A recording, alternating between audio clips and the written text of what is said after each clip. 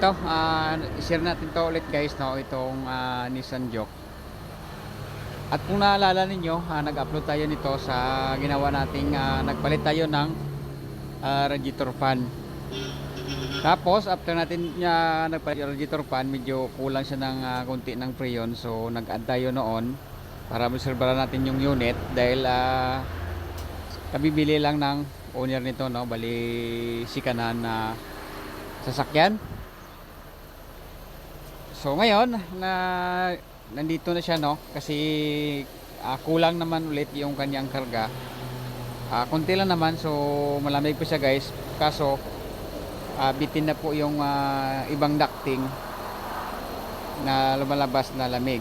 So yan, okay, so may nakuha pa tayo dito guys na 15 PSI ang kanyang working. Tapos yung kanyang tube, suction tube, malamig pa siya, no, so nag-automatic pa gani, oh. Yan. Right, so ang share natin dito guys, no, i-check natin tong unit na to, baka may leak siya na maliit lang. So una nating gagawin, umpisa tayo doon sa ating dashboard. Bali tanggalin natin yung dashboard. Importante ma-check natin una yung evaporator para kung wala, simple lang naman maghanap ng leak doon sa labas na. Importante mauna natin check dito yung evaporator. Yan, so ang gagawin natin dito guys, tanggalin natin tong buong dashboard. Same process pa rin sa mga ginagawa nating unit na modelo na kailangan ay tanggalin muna ang dashboard para ma-out yung evaporator. Yan, so sa pagtanggal, no, hindi na natin maisa-isa yan kasi fast forward na natin. At yan, after natin ma-pass forward, natanggal na natin yung dashboard. At ito yung kanyang housing. Yan. Okay. So tanggalin ko lang muna yung evaporator guys kasi marami pang proseso pagtanggal kasi medyo ano siya, maraming mga sikot-sikot na cover. Okay, so pass forward na natin guys, ha.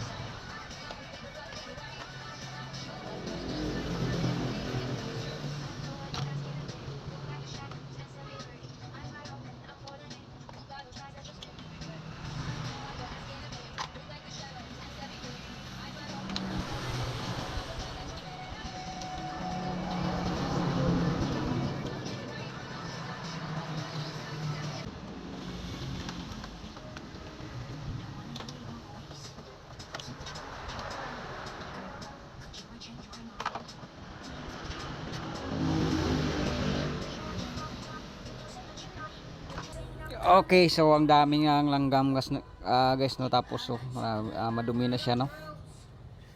So sobrang hirap tanggalin kasi maraming mga sikot-sikot na mga cover, tapos ang mga louvers So hindi siya natin basta-basta mahugot guys, no. So medyo marami pang tanggalin, mga separator nya, mga louvers. Yan, so kanyang itsura, no. Okay, so i-test ko lang to guys para sureball tayo dito sa atong evaporator, kasi ito yung target natin i-check ng mabuti.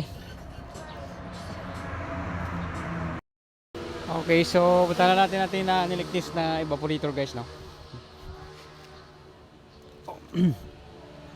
So sobra, almost 2 hours na po ito nakalublob dito, para medyo tinagalan natin para sureball tayo. Okay, so wala naman siyang leak guys, no. So tinanggal ko dito mga foam kasi nagbubbles siya kanina. So wala naman, good naman.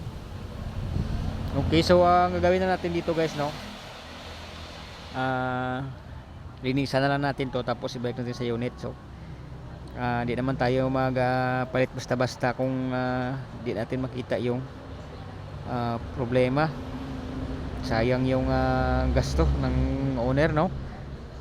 Yan, pero ibalik natin to guys, linisan muna natin. Pero siyempre inform natin yung owner regarding dito sa evaporator, yung kondisyon. Siyempre hindi natin alam kung ilang taon o buwan yung itatagal ng evaporator, no. Okay, so balik lang natin to guys, kasi nag-inquire ako dito sa atin sa probinsya, walang stock, i-order pa yun sa Manila, no. Tapos kailangan na ng owner yung sasakyan gagamitin araw-araw kasi teacher to. Okay, so linisan lang natin to guys, balik tayo. Tapos may nakita ako doon sa unit na sign ng langis sa dalawang fitting sa compressor. So after dito, pag sa ulit na natin, so palitan natin to yun ng o-ring. Okay, okay to.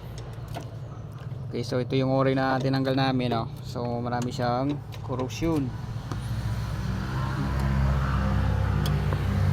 Yan, tapos naka-flat na siya sa kanyang ito pagayad isa. Yan guys, so matigas na, no. Nakalubog na nga siya masyado sa kanyang ano. Dito yung nagkaroon yung leak sa ilalim. Yan. Now. Okay, so palitan natin ng o-ring. Okay, parang sa deliver po isang, no? okay, so yan, palitan na natin. Bago na po ito. Ito yung isa. Lipatan mang kita mo. Yan. So dapat nakaangat siya dito guys, no? Yan. Dapat nakaangat siya para good ang kanyang lapat dito. Dito rin ang isa. Pero pag matigas na, tapos nakalubog na dito sa kanyang nilalagyan, wala na po yan. Magkaroon na po na siya ng leak. Okay. Balik ka.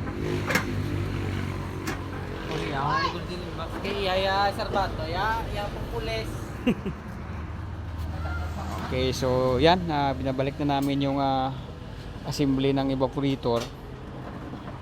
Okay, so yan, nag-usap kami ng owner guys, no. So wait na lang natin kung kailan yung magka-problema yung evaporator para ma-orderan na natin yung i-replace dyan. Okay.